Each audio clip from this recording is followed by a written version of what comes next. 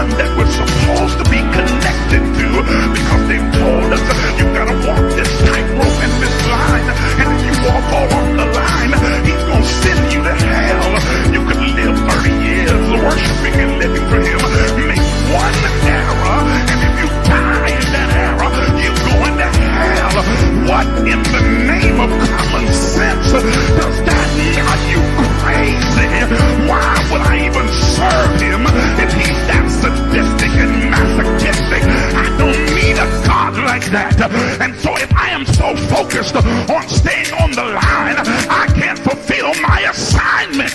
But my God is big enough to handle my fault, my screw-ups, my mess-ups, because he's already prepared for what I might do. He knows what I'm going to do before I do it, and he already made preparation for me before I get there.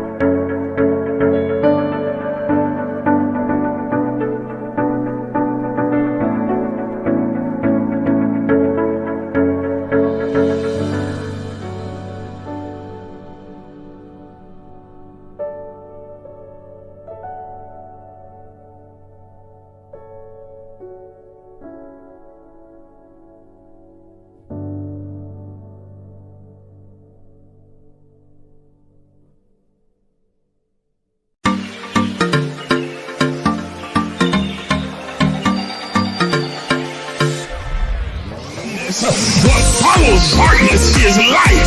That darkness is the indicator that light is getting ready to shine. So there it is in Genesis, when darkness was upon the face of the deep, and God in the spirit form moved upon the face of the waters, and then God said, let there be. Because darkness precedes the light. Are you understanding what I'm saying?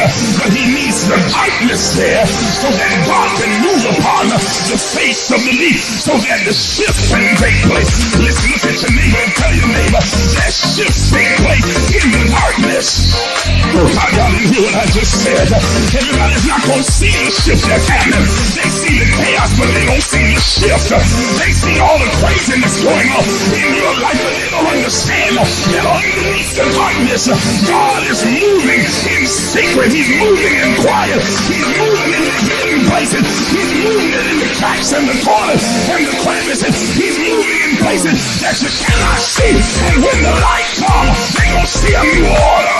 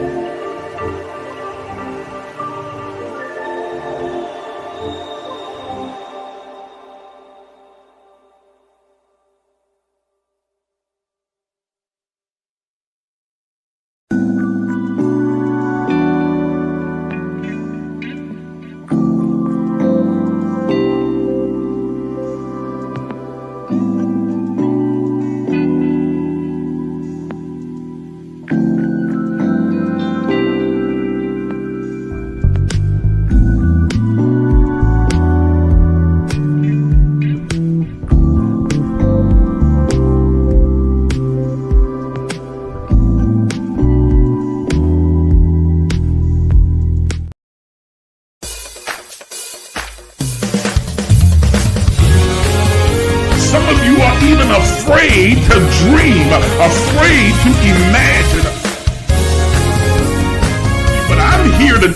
believe that you are an infinite, limitless, boundless being? Are you willing to do what is necessary to have what you desire? Thank you for joining us. Please take a moment and like the Facebook page. Subscribe to the YouTube page and hit the notification bell so you'll be notified when we go live. If you are finding value in these enrichment sessions, please consider supporting this page financially. Your donations allow us to continue to provide spiritual enlightenment, self-exploration, and kingdom knowledge. Also, consider becoming a partner because partnerships have this privilege. As a partner, you'll be able to attend our annual Partners Only Summer Summit, join us for our 6 a.m. virtual daily guided meditation sessions, weekly advanced empowerment sessions, regular prophetic insights and instructions, 30% discount on all Emerge books and merchandise, and a custom Emerge t-shirt. You'll also gain full access to the private Emerge Movement community page as well as group chats. Once again, thank you for watching.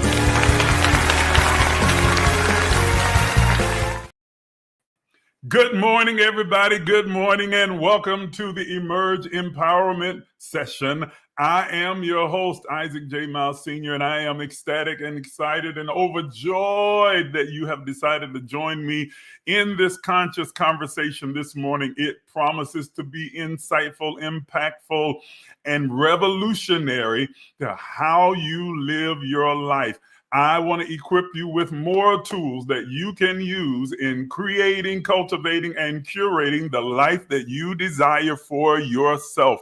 So you've tuned into one of the most powerful places on the planet, and you are about to receive insight and instruction that will lift you, inspire you, and that is practical, that you are able to apply to your life to create and cultivate the life that you want. Now, listen. I need for you all to do some things for me before we get into the conversation because we only have a short period of time, but I want you to help me to broaden the reach of this particular platform. Those of you watching all across every platform, whether on TikTok or on Facebook, YouTube, Instagram, I want you to make sure that you are doing these things for me. Number one, first thing that I need for you to do is like this live.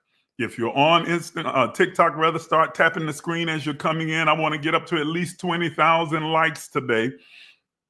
I need for you to help me to reach the goal. So I need everybody who's watching right now, start tapping the screen, double tap, double tap, double tap, double tap. Help me to reach the goal of at least 20,000 likes this morning. Come on, I see you doing it. Some of you are already starting to tap the screen. I need more of you to start tapping. Over here on the other platforms, I need you to do the same thing. You're not tapping the screen, but just hit the like button, if you will, or whatever emoji that you decide to use. But when your interaction interacts with the algorithm and pushes it further out, and we're able to reach a much larger following. It's crazy that on Facebook and Instagram, I have so many thousands of followers, but only a small fraction of those actually see my posts and I see their posts. So in order to be able to broaden that reach, I need for you to help me by interacting with this particular live, by hitting the like button and by commenting along the way as we have the conversation.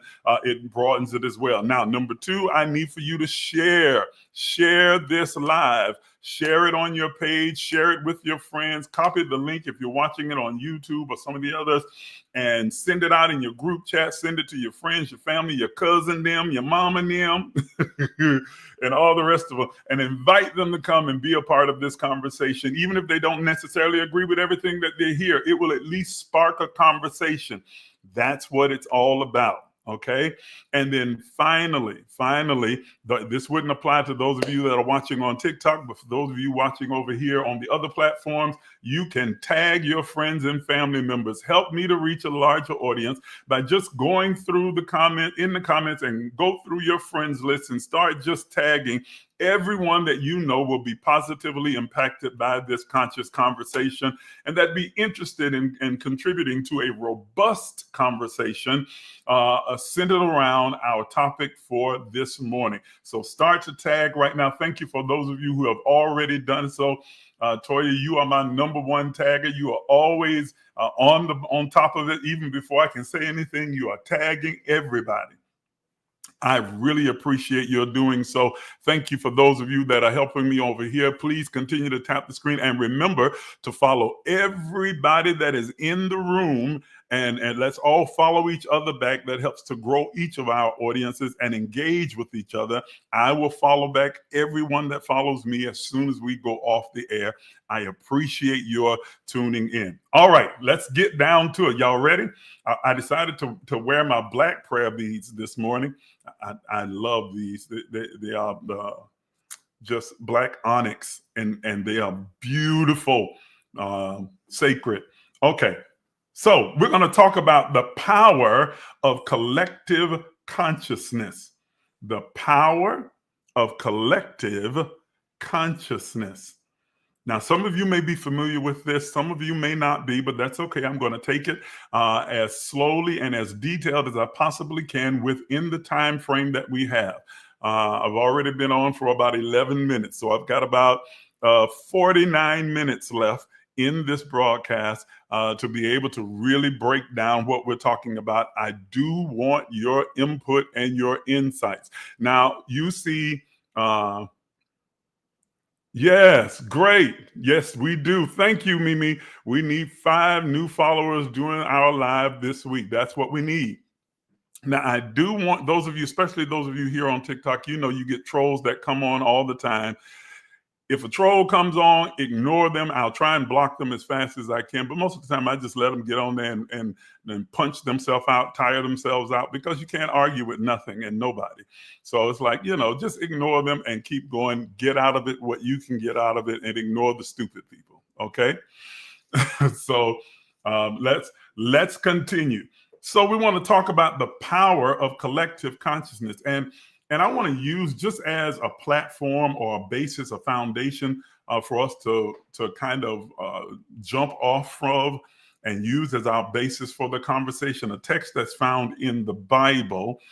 This is not a strictly biblical conversation or biblical platform, but we use the Bible, the Bhagavad Gita, the Torah, the Talmud, the Kabbalion, all sacred texts, as well as other writings by different historians and scientists, in order to have an intelligent conversation and engage critical thinking.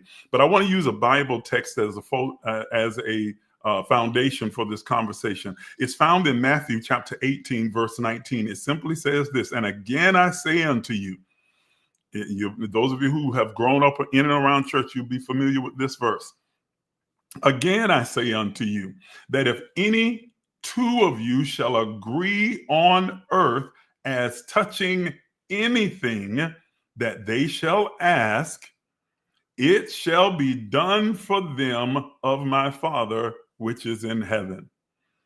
That if 2 of you shall agree on earth, that if 2, and 2 is just a relative number, it's talking about the collectiveness, about combining our strength, our energy, our power, our anointing, our spirit, our force together, okay?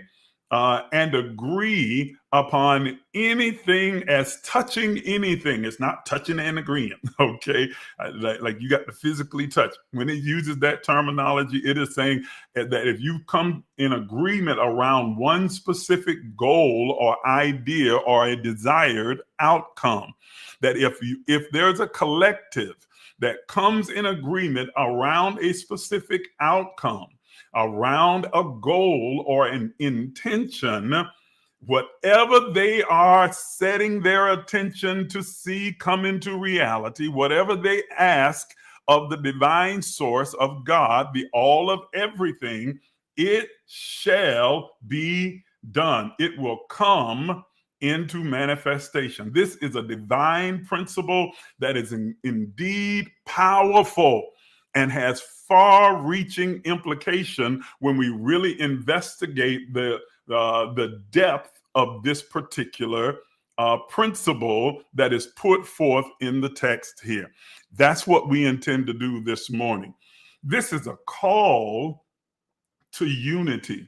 It is a call to unity and a reminder of our oneness as spirit beings. Let me say that again. This is a call to unity and a reminder of our interconnectedness, our oneness as individuations of the divine source of God, of the all of everything, that each of us are a divine, unique expression of God, individualized in three-dimensional form, that each of us, while we may take on different characteristics, at our core, at our essence, at the substratum of our being, we are the divine reflection of God itself in three-dimensional form.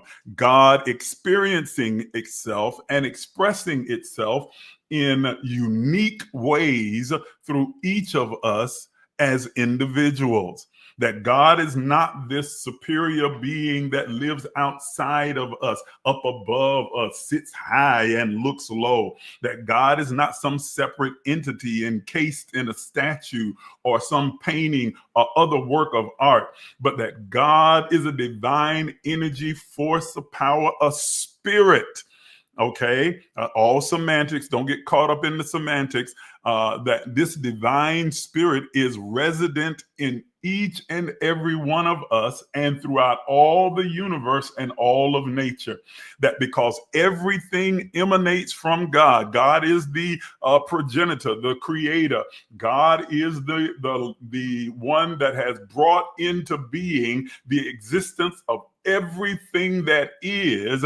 Then God is ubiquitous in all of humanity, all of the universe, all of nature, and all of us carry within us the very presence, the isness, the divinity of God encased in our three-dimensional form. That, what I just said right there, is extremely powerful, and it is extremely, it has extreme implication.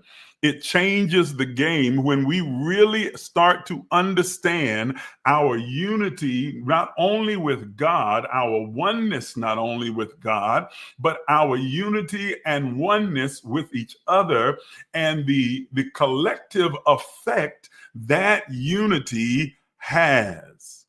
Are you following with me so far? Keep tapping the screen, y'all. I appreciate you over here. We're a long way from 20,000. I need you to keep tapping that screen. Okay?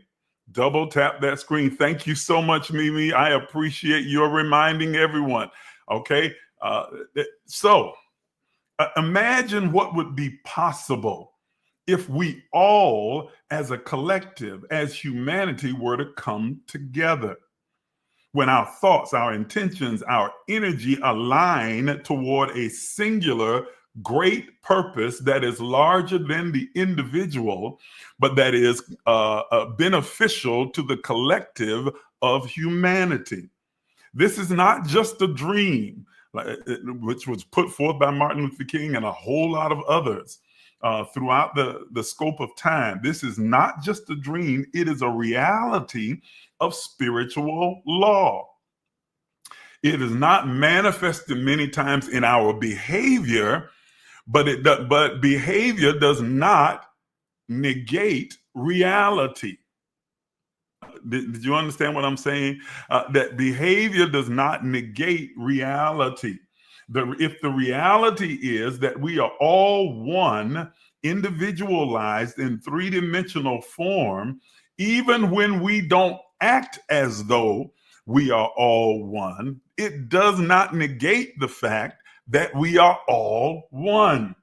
Even when we don't acknowledge it, even if we are not conscious of that oneness, does not negate the fact that we are one.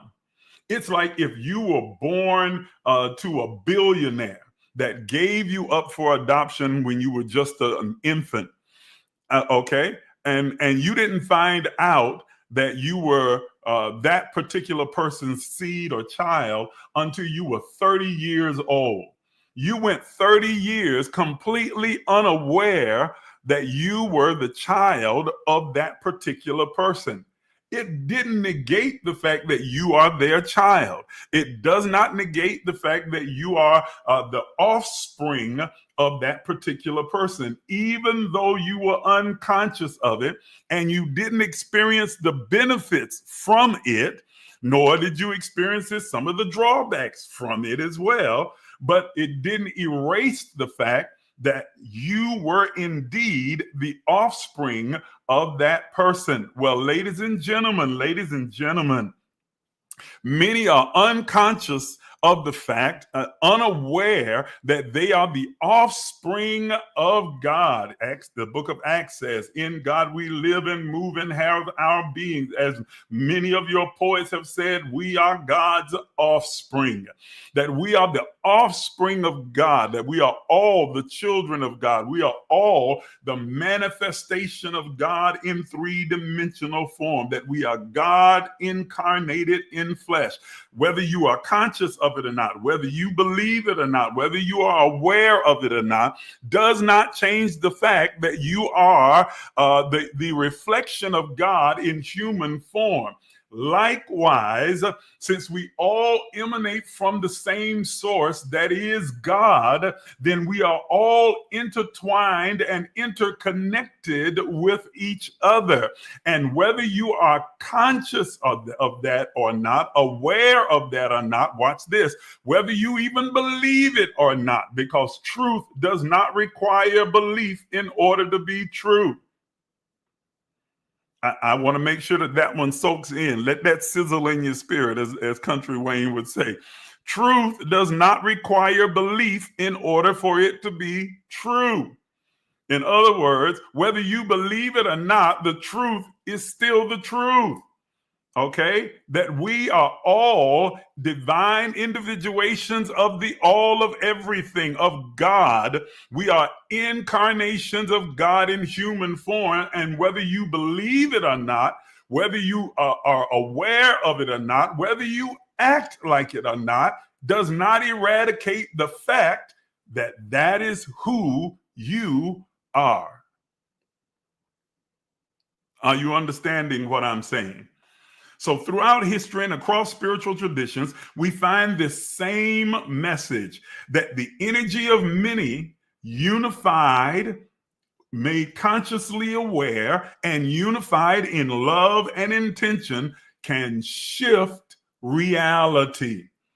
This is what I really want us to focus on this morning, that when we become consciously aware of our oneness with God and our oneness with each other, that knowledge, that awareness, if when harnessed and applied, can shift our collective reality and create a more harmonious alignment with God, and therefore give us a desired outcome that supports, advances all of humanity. You see, right now, and here is the underlying purpose for having this conversation. We are in what appears to be one of the most chaotic, anarchy, crazy, out of control times that we've had in the history of humanity. I said one of the most chaotic. Okay? With this present administration that has made and is making decisions that create a ripple effect throughout the entire global community, throwing the entire globe into chaos, throwing this nation into anarchy, and creating confusion and fueling division among the people. It feels like we are in one of the most chaotic and confusing times that we have ever faced as a society in our history. But ladies and gentlemen, you have to understand that the policies that are being put forward, not only by this current administration in the United States, but by multiple administrations across the world, from Vladimir Putin to in China, as well as in Turkey and other places, it is the policies that fuel division. This is not by mistake. This is not arbitrary, because there are forces or powers that be that understand that as long as we can keep people in chaos, confused, and divided, then we can keep manipulating and controlling them and creating a reality that serves the few while causes harm and detriment to the many. Are you understanding what I'm saying? There is a peril that is connected to division.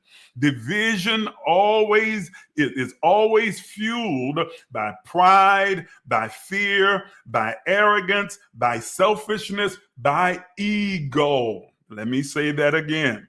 That division is always fueled by pride, by fear, by selfishness, by selfish ambition, by ego. And manipulation is always tied to division. What the whole purpose and point behind promoting division is to create a situation in which it is easier to control and manipulate the masses by making them think that there is some line of separation between them, that there is an us and them, that there are these over here and those over here, that because they are black and they are brown, then we can't come together and we can't operate together. The differences are too big and too broad and too dangerous for us to ever unify. They try and create this narrative that if you are a Republican and another is Democrat, or you are socialist, then you can never come in agreement around anything, because one is good and the other is evil. And each side decides that we're the ones who's good and everyone is evil. In religion, one of the most divisive mechanisms known to mankind, it is not the construction of religion itself. It is how mankind has decided to use religion as a cudgel and a tool to promote division. And so it's like, if you don't believe like we believe, then you are lost and you are damned and you are asleep and unconscious, and something is wrong inherently with you. You have to adapt and begin to confine and constrict yourself and conform to the tenets of our particular faith. And if you do not, then there's something that's wrong with you. It is an attempt by those who are in positions of power within those structures, within religion, to be able to maintain a level of control by which they can manipulate the masses that follow them. Do you understand what I'm saying to you? That is the whole point of division. That is what fuels division. It is that pride, arrogance, the conceitedness, that ego, that desire to manipulate and control that fuels division amongst the people. Division always breeds chaos and weakness. Are you hearing me? Division always, 100% of the time, it's going to breed chaos and weakness. Even in the Bible, it says in Mark chapter 3 that a kingdom divided against itself cannot stand. Man, I'm looking at some of the comments over here on Facebook. You guys are on point. Let me put a few of them up and read them. It cannot stand. Sharon puts up, she says, belief can't change the facts, but facts should always change belief. Absolutely. Boy, that's good right there, Sharon. I like your new picture too. That looks really nice. Belief can't change the facts, but facts should always change what you believe. It is a dangerous person who can see the facts and still choose to hold on to the lie or the illusion. Ooh, that's a whole nother conversation right there. Toya says that I am a unique expression of the divine, embodying the essence of God in human form. You absolutely are. That's what each of us are. She goes on to say that united we thrive, but when we stand apart, we crumble. Let's rally together and ignite the spirit of our community. That is absolutely the point of this conversation. That when we buy into the divisive efforts of those powers that be, we weaken ourselves as an entire collective community, that we are weakening out the global community and all of humanity, even those who are promoting the division for the sake of what they think will be real power are unconscious of the fact that it is also weakening them and creating a chaos that is going to get out of control. It's like a person who starts a fire with the intent of it just being a small little brush fire right here that, is going to be contained in one space, and then it just starts to bubble up out of control. And before you know it, it is burning millions of acres because they thought they could control something that was so powerful it could easily move beyond the scope of what they were able to contain. That's what happens when you start to create division among humanity. Okay, Cassandra says that division is an illusion. It absolutely is, but it is an illusion constructed by mankind.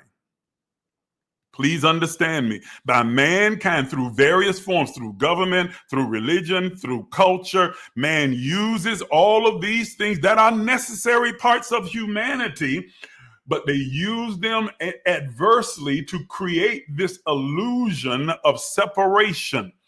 And ladies and gentlemen, when division and separation is believed and embraced, it breeds all kinds of destructive forces and creates a reality that is covered and emanates nothing but chaos, confusion, hate, and fear.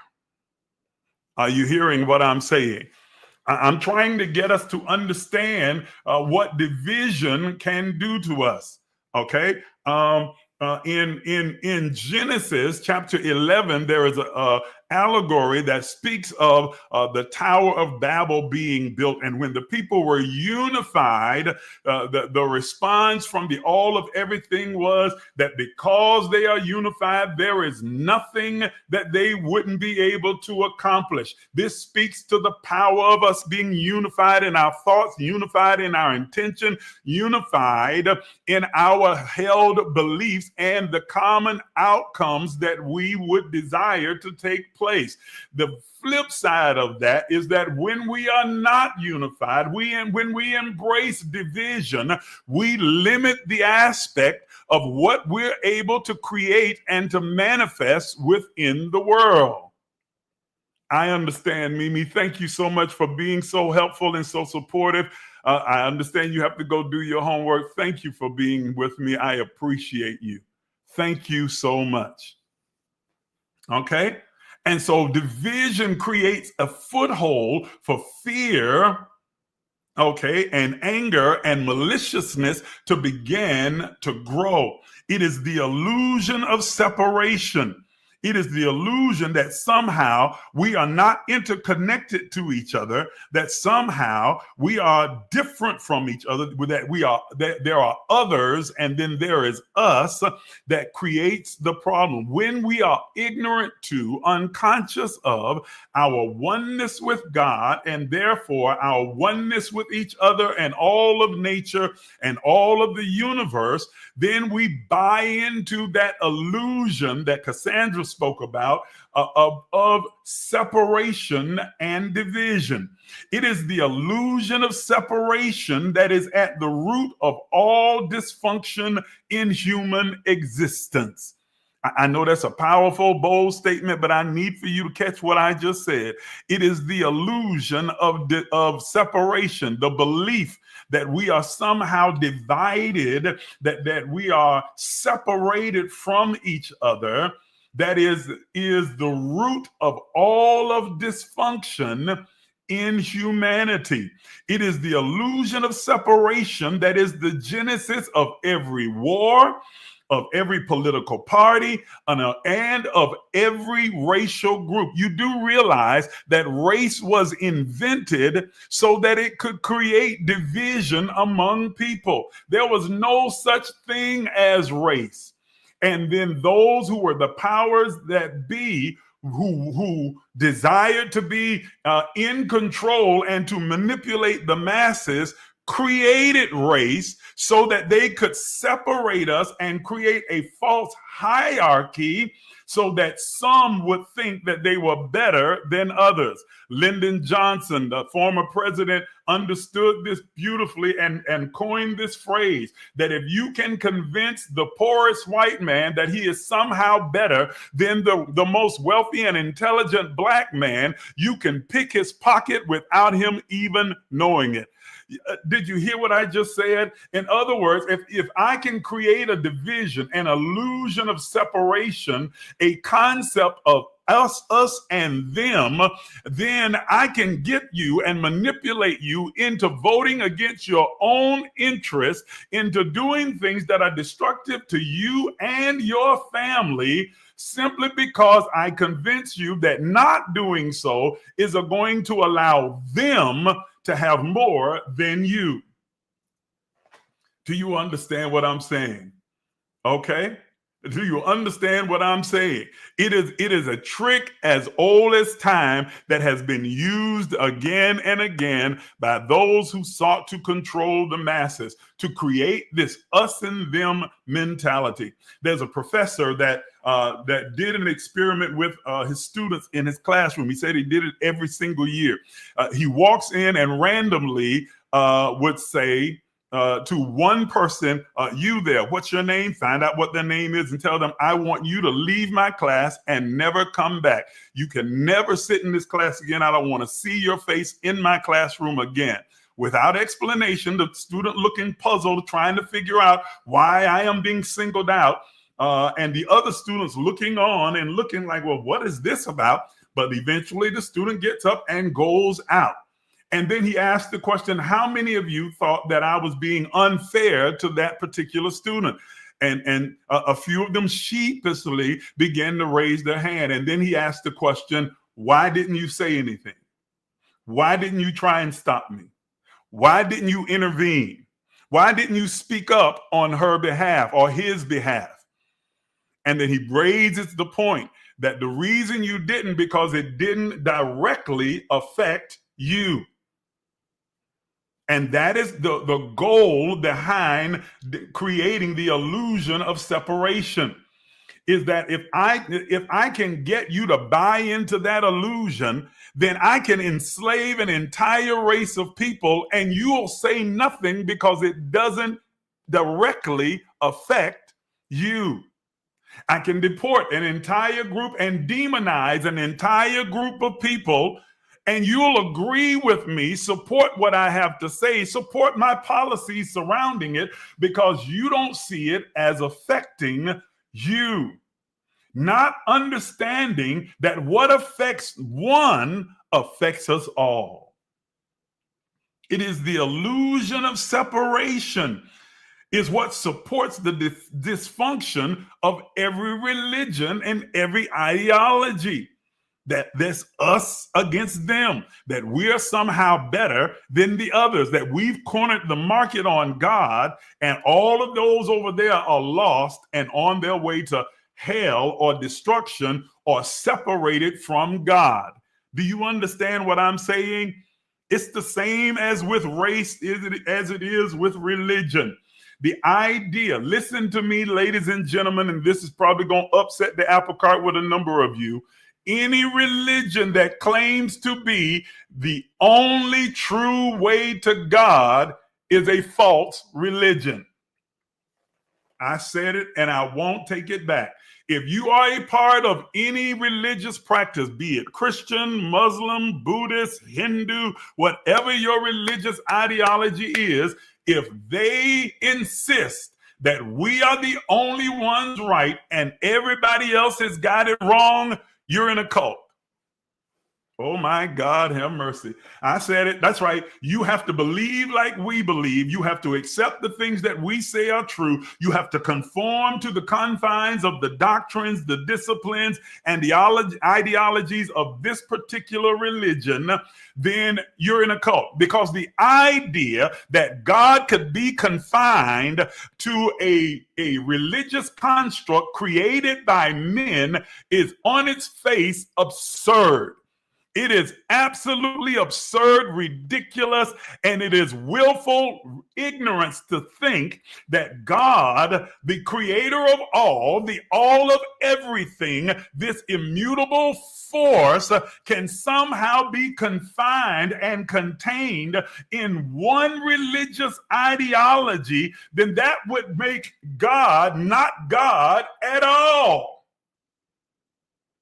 Are you hearing what I'm saying?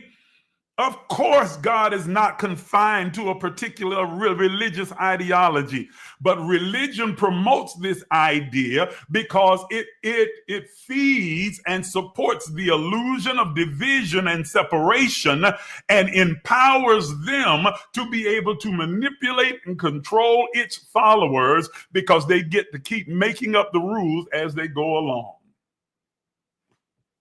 Y'all, that man, I knew that one wasn't going to get a whole lot of amens, but that's just the reality of it. It is the illusion of separation that even created the need for these religions. The reason that we have a Jesus, a Buddha, a Allah, a Krishna is the illusion of separation. It is God manifesting itself in other individualistic forms as ascended masters, so that it could appeal to the masses and to everyone and convince them and show them that we are one with everyone else. If you read the actual teachings of each one of those that I listed, from Allah to Buddha to Jesus to Krishna, they all say the same thing, that we are all the divine reflection of God in three-dimensional form, that we are all intertwined and interconnected with each other. Are you hearing what I'm saying? I got to come back to these comments over here. Y'all being kind of slow over here on the TikTok side with the comments. Or are you just listening? I appreciate your just listening, but I'd love to hear your input as well. Over here in the comment section, I see y'all. I'm not just ignoring you. I'm just trying to get as much in as I can within the time frame, while including your comments as well.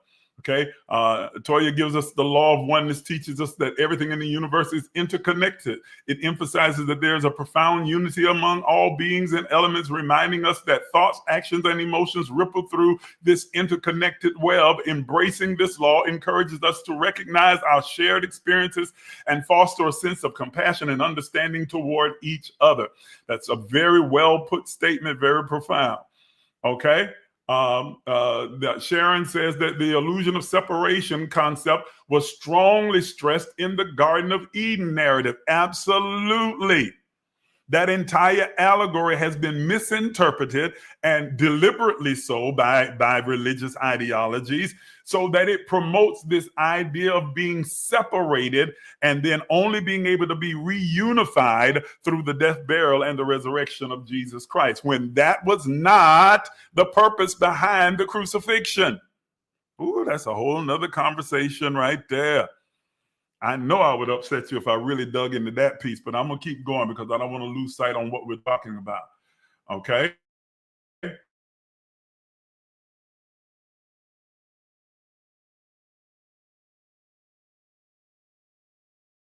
Cassandra says, this is why it is essential.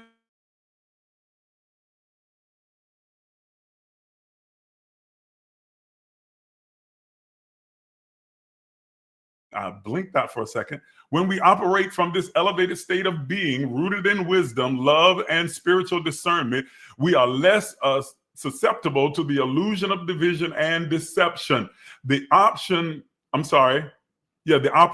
thrives on separation and confusion and discord. But when we remain anchored in our God-given identity, we see beyond the surface level differences and recognize the greater truth. Ladies and gentlemen, that is profound. That is a powerful statement, and it is absolutely true. You have to always ask who benefits from the division, who benefits from us being divided and separated from each other. It is those who sit in the seats and control the levers of power that are the ones who think that they're going to benefit. Christianity itself is separation, Sharon says. Listen, that's why so many are broken into denominations. That's right. And not only Christianity, but all religions. You've got Muslims, you got Shiite Muslims, you got all these different types of Muslims, all these different types of Buddhists, different types of Hindus, different types of Christians. There's division, and then the divisions are broken into further divisions across all of these religions. They are set to bring about division and separation. But the truth of the matter is, ladies and gentlemen, that we are all one. We are all one with God, one with the universe and nature, and one with each other. This means, ladies and gentlemen, when you understand and grasp and embrace this idea of oneness, that while we each possess our own unique characteristics and personalities, but that our substratum, our essence, is all exactly the same, that we are all the divine spirit individualized in human form, this gives great implication. There is great implication, because then you recognize that you never really meet anybody new. You are just meeting a different version of yourself. You're looking at a different manifestation of you in another form, uniquely expressing itself through its own personality and its own experiences and its own purview or perception of life. But at their very core, at their essence, you are looking at yourself. And they are looking at themselves, because you are one. Are you understanding what I'm saying? This fact supersedes every religion and every tradition, and is present in every ancient writing throughout time. I'm going to read a few quotes to demonstrate the fact of what I just said to you. In Matthew, it says, where there are 2 or 3 gathered together in my name, or in the authority, in the power, there I am, that is God, in the midst. This speaks to the power of a unified faith in our oneness with each other. That we are all by one Spirit baptized into the same body, that there is no separation between us. In the Bhagavad Gita, it says, the yogi, by abiding in unity, sees the same divine presence in all beings, perceiving them as one within himself. In the Upanishad, it writes, the self, that is the Atman, is Brahman. That means it is indeed the consciousness, and it is indeed bliss. It is indeed God, our Lord of all. In the Bhagavad Gita, it says, I am the self, seated in the hearts of all creation and all creatures. I am the beginning, the middle, and the end of all beings. In the Quran, it says, the believers are but brothers, so make peace between your brothers and fear Allah, that you may receive mercy. It talks of the unity of all humanity, that we are all one. In the Ibn Arabi, the Brazilian wisdom, it says, God sleeps in the rock, dreams in the plant, stirs in the animals, and awakens in man. I love that quote right there. that God sleeps in the rock, dreams in the plant, stirs in the animal, and awakens in man. It demonstrates the interconnectedness of all things, that we are not just one with each other, but we are one with all of nature and all of the universe and everything that exists, because all things come of thee. First Chronicles says about God, all things come of thee. That is, all things emanate from God. And therefore, if God is in all things, ubiquitous in its presence, that is, God is present not only in mankind, but in nature and in animal life, in the stars, the planets, and the universe, then we are, as individuations of God, are tied, tethered, and connected with each of those different manifestations. Are you hearing me? And Rumi, one of my favorite quotes, says that you are not a drop in the ocean, but you are the ocean in a single drop. I love that quote because it is so descriptive of our oneness with each other and all that exists, that we are not a drop in the ocean, but we are the entirety of the ocean in a single drop. Okay? Everything in one drop, all of the ocean in one drop, all of God in one three-dimensional form. You are all of God. I am all of God. Every person you meet is the all of God individualized in human form. Now, I only have a little time left. So I've got to get to the point behind having this, because the conversation is about the power of collective consciousness. Oh, I got to mention one more thing. Hold on. Y'all going to have to give me a little bit more time. You got to give me a little bit more time. And that is, I got to talk about the science that is involved as well. There is something called quantum physics. And in quantum physics, there is something that is called quantum entanglement.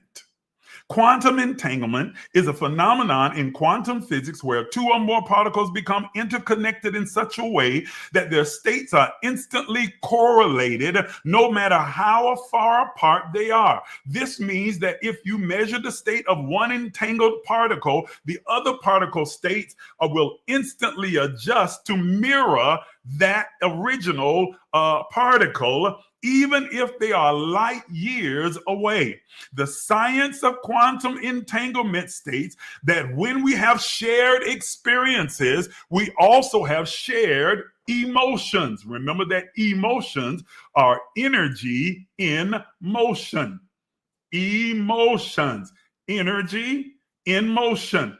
Kinetic and energy is always in motion. It's kinetic. It's always moving. It's always creating. It's always evolving. It's always unfolding. It's always becoming.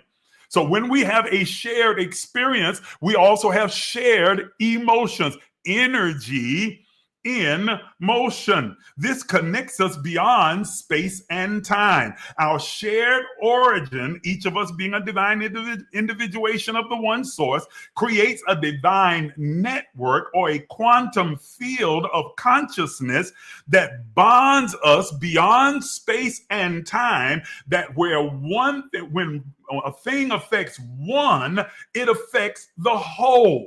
That is quantum entanglement. Now, this translated into manifestation means that when we have a shared intention, a shared goal, a shared desired outcome, when we come together as touching anything, that is agreeing upon the outcome that we desire, what our intention is, and we give our attention, because remember, whatever you give your attention to, you give intention to. Whatever you give your attention to, you give intention to. So that when we have a shared outcome, a shared goal, a shared purpose, a shared intention, and collectively give our attention to it, we create a quantum field of energy, magnetic field of energy that forces the imagined to come into reality. Remember the law of manifestation, one of the laws of manifestation. Your outer world of form and experience is a reflection of your inner world of thought and feeling. This is a law of manifestation, that the universe and all of nature has no choice but to give you a tangible manifestation or reflection of what is your thought and feeling. Now, imagine, if you will, within the quantum field, that we as a collective decide to agree on the intent of manifesting love or peace or joy or abundance. We come together as a collective to agree upon this one desired outcome. Then the universe and all of nature has now a responsibility to give us a visible, tangible manifestation of that which we desire. The scripture teaches one could chase 1,000, two could put 10,000 to flight. In other words, that if 2 or 3 would come together, imagine 2 or 3 being an allegorical number, but that it is saying when we come together collectively and agree that we're going to be at peace, that we're going to have love, that we're going to experience abundance, not just for a few, not just for the top 1%, but for all of humanity, then we create a force and energy, a magnetic quantum field that puts pressure on the universe and all of nature to bring into visible, tangible manifestation the thing that we desire. Yes, it is possible to have peace, world peace and world abundance and world joy and world love, but we have to, as a society,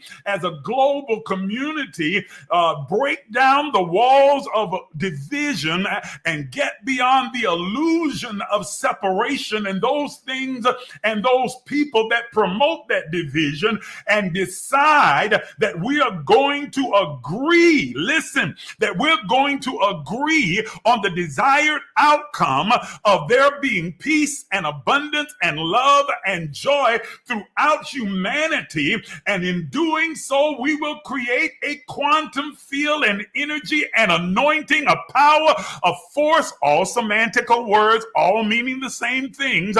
We will create this power that brings into manifestation that desired outcome. We are stronger together than we are apart. But the powers that be that seek to divide and manipulate and control want to keep us arguing, fighting, and fussing and hating each other, because they understand that if we ever come to an agreement and set our attention and form an intention to manifest real peace in humanity, we will see it break through like the morning in through coming out of the night. We will see it come shining through like light out of darkness. That when we come together, whether it is as a community or as the human global society, we are able to change our reality and create a reality that aligns with joy and peace and abundance that we all desire to take place. Don't continue to buy into the idea that in order for you to progress, it means someone else has to digress. That in order for you to be successful, you have to step on the necks of those that are what you consider beneath you. That we can all rise together when we agree that we are going to operate as one functioning unit, one divinely unified force that brings about a reality that is desirable to all of us. Are you understanding what I'm saying to you this morning? This is the power of collective consciousness, whether on a small scale within your own community, within your own family, within your own friend group, or on a larger scale within a country or within the global community. You are able to create a quantum magnetic field that will bring forth manifestation that reflects what your desire is. You want to see your family shift? Get your family to come together and agree. You don't have to agree on everything, but if you can agree on the one thing that you all want to see manifested within your family unit, and set your hearts in agreement and your mind and your attention and intention toward it, the universe has no choice but to give you a visible manifestation of what you have agreed upon. If you do it within a community, or if you do it within an organization, if you do it within a government, the greatest threat to our humanity in the United States is the division between Democrats and Republicans, that we have allowed that to morph and metastasize into this illusion that has created a war between the two factions. When they finally get back to the place of understanding that we are an amalgamation, that we are here to try and merge the differing points of view and find places of agreement where we can all walk together and set our intention upon a desired outcome, then we'll begin to see a government that operates like a well-oiled machine rather than a warring factions that are setting people on edge and causing them to hate one another. The same is true with race. The same is true with culture. The same is true with religion. When we stop trying to solidify a particular egoistic ideology that says we are right and everybody else is wrong, and start to agree that the goal behind each of them is simply to have a divine, growing, thriving, evolving relationship with the all of everything, and that whatever path you happen to choose is fine. We may not all practice the same spiritual practices, but we have the one ultimate goal, and that is to be aligned with God, with the all of everything, with the source, with the universe, to be aligned with that divine energy that is the progenitor and the genesis of all things. When we are able to do so, then the walls that divide us through our particular religious ideology begin to crumble, and I find ourselves operating in a power and in a strength and able to manifest what we have only dreamed about. We see it coming into reality because we have broken down the one wall that has kept us separated, and thereby harnessed and contained and constrained and confined the infinite power that is available to us as those spirits being human in this three-dimensional form. Woo! I'm sorry, I got caught up and got carried away and went off a little bit there, but you get the message. I'm passionate about it. I am so passionate about this because the power of the collective consciousness says that we are able to come together and agree upon those things that we desire to see manifested, and it shall come to pass. And we know this is true because we have witnessed it throughout history. When humanity has agreed that a certain thing was unacceptable, that it was no longer right, that it was no longer good for all of humanity, then humanity came together and did what was necessary to break down those barriers and to create a magnetic force that moved us ahead, causing us to evolve and manifest a new reality within society. We saw it with the civil rights movement. We saw it with desegregation. We saw it in Germany when they decided that Nazism was a dividing force and that we would unify around this oneness and giving humanity to all people. We saw it so many different times in history, and ladies and gentlemen, the principle is still the same to this day. We can change the world. One person, one unity, one coming together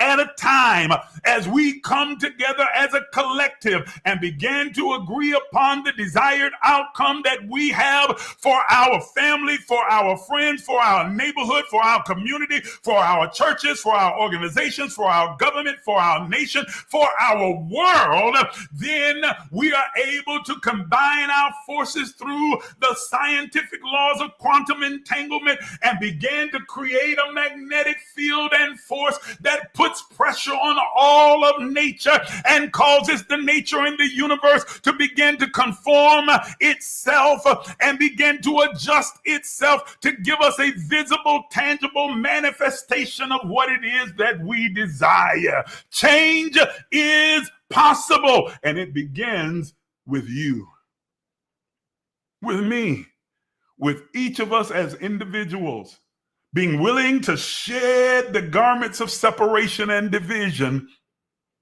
and embrace the idea of our oneness and walking in unity and love and shared humanity and peace.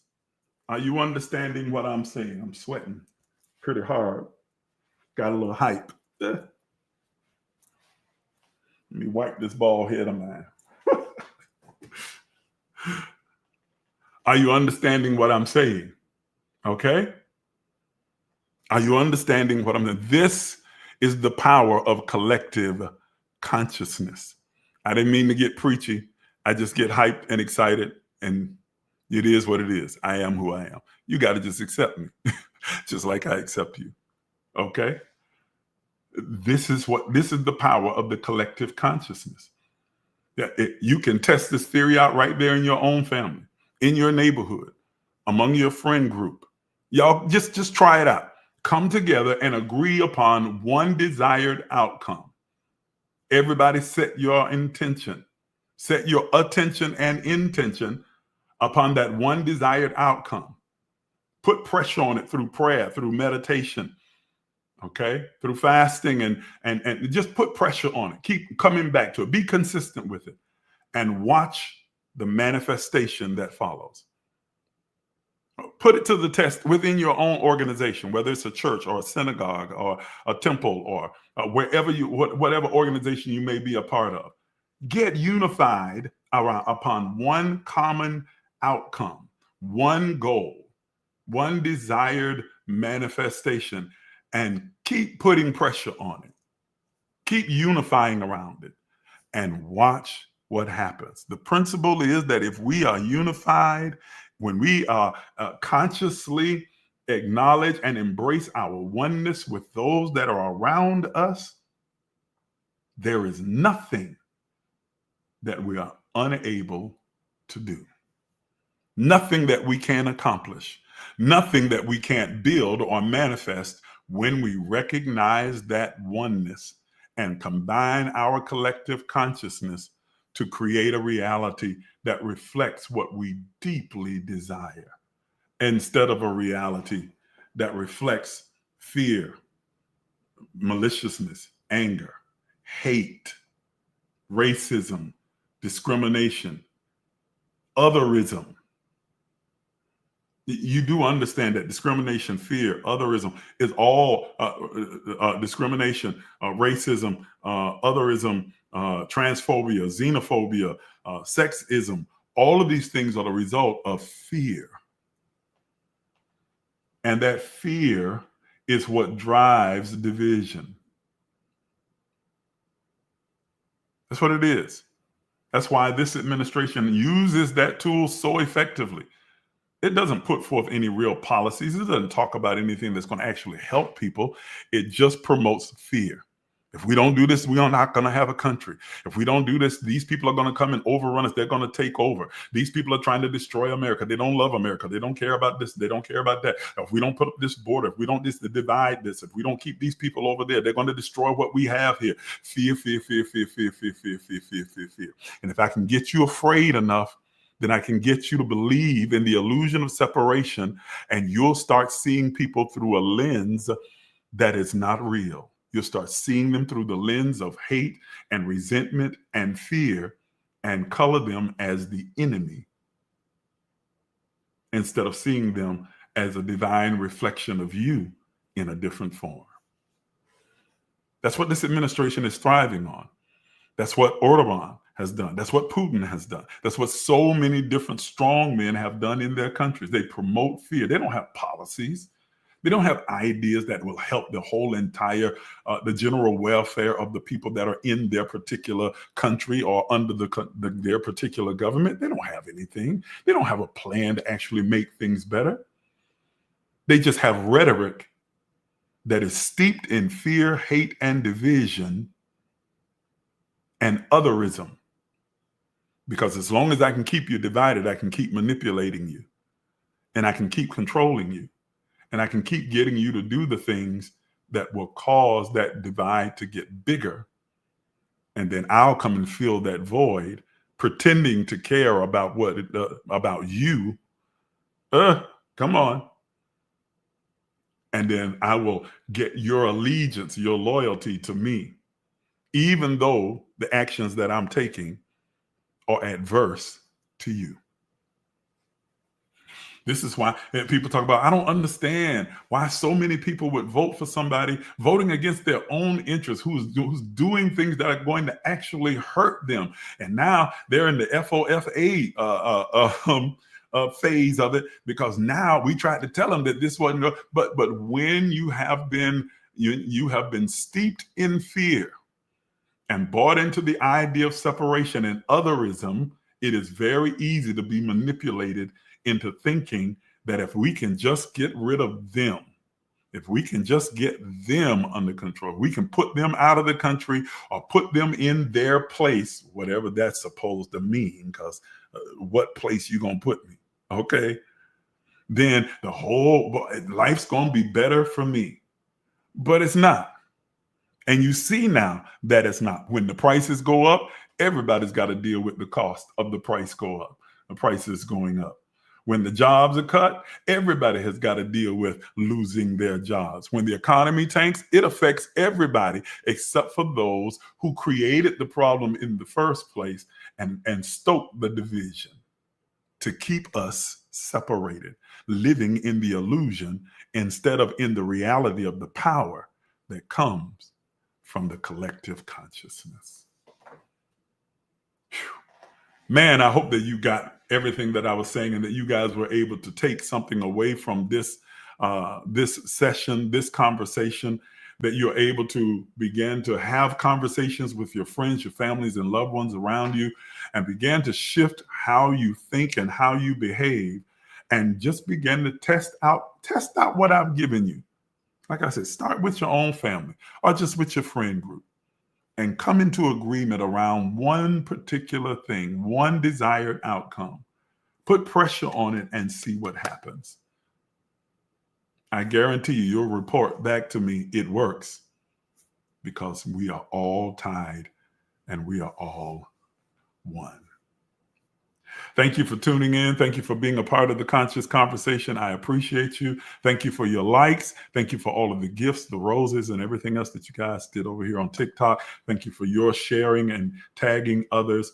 I want to give everyone an opportunity to sow into this platform, to give an offering or a seed or a sacrifice. If you are here watching this morning on any platform and you'd like to support the work that we are doing, support these empowerment sessions, and support me as I am doing this work, you can use any of the means that you see on your screen. Those of you who are over here in Facebook, on YouTube, or on Instagram. Those of you on TikTok, you see written in the description the CashApp there. CashApp is $, emerge, LEC. If you'd like to make a donation, you're not required to do so, but if you'd like to make a donation, if you want to support what we're doing and support the expansion of this platform, you can do so by sending a CashApp, a donation to that CashApp address. Those of you watching on Facebook, on YouTube, and Instagram, you're able to use any of the means that you see on your screen, whether it's CashApp, Zelle, PayPal, or Venmo. Please give your offering, your seed, or your sacrifice, and show your support for the work that we are doing here. Those of you who are partners with Emerge, you know what we ask of you to do. I'm asking you to follow through today especially for those of you participating in the financial fitness plan. It's important that you remain consistent in what you are doing and following the plan. It is a guaranteed way for you to create abundance, overflowing abundance in your life, consistently flowing into your life when you follow the financial fitness plan. Now, if you're saying, well, what is that? If you'd like to know, then you need to become a partner with the Emerge movement. And partnership has its privileges, and it's very simple to become a partner. You just simply send an email to the email address that you see on your screen right now. Right down here at the bottom, emerge.lifecenter@gmail.com, and simply say 3 words, I want in. That's all you got to say. Send me an email that says, I want in, and I will send you out an information packet that tells you everything about partnership with Emerge and a little bit about our vision and our purpose for it, and what the partnership agreement is. You'll receive that as soon as you read through it all and sign the partnership agreement. You simply send it back to me, and then I'll send you a link that allows you into the private portal where we gather together on a weekly basis, but then also throughout the week. And I share information that I don't necessarily share on the general platform. Partnership definitely has its privileges. I promise you it does. So if you'd like to become a partner today, just simply send your email to emerge.lifecenter@gmail.com. Thank you for your gifts. Thank you for your contributions. Thank you for those who are giving offering, seed, or sacrifice today. I appreciate your support, and thank you again for tuning in. I will see you again next week right here on the Emerge Empowerment Session. Have a wonderful day, everybody.